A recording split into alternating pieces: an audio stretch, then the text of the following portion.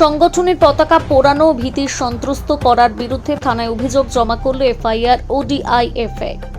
সাম্প্রতিককালে কলকাতার এসএফআই ও ডিওয়াইএফআই এর সংগঠনের পতাকা পা দিয়ে মারানো এবং পতাকা পোড়ানোর জন্য তারা মুরুটিয়া থানায় অভিযোগ দায়ের করলেন। তাদের অভিযোগ যে কলকাতায় কিছু ব্যক্তি বিজেপির কার্যকর্তা কর্মকর্তা নাম করে বা তারা বিজেপি পার্টি করেন সেই পরিচয় দিয়ে তাদের বাম ছাত্র সংগঠনের পতাকা পোড়ানো ও পা দিয়ে মারানোর অভিযোগ তুলেছেন। রাজ্যব্যাপী তাদের এই আন্দোলন চলছে বাম সংগঠনের। তাদের দাবি যে বা যারা এরকম কার্যকলাপের সাথে যুক্ত তাদের অবিলম্বে যেন পুলিশ তাদের গ্রেপ্তার করে এবং তাদের উপযুক্ত শাস্তি দেয়।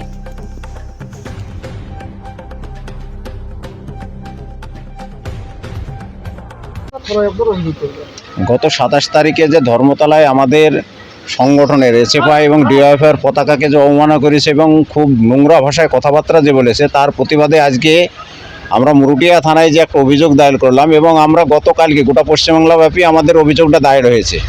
সেটা আজকে আমাদের একদিন লেট হলো, আজকে আমরা এই অভিযোগটা করলাম।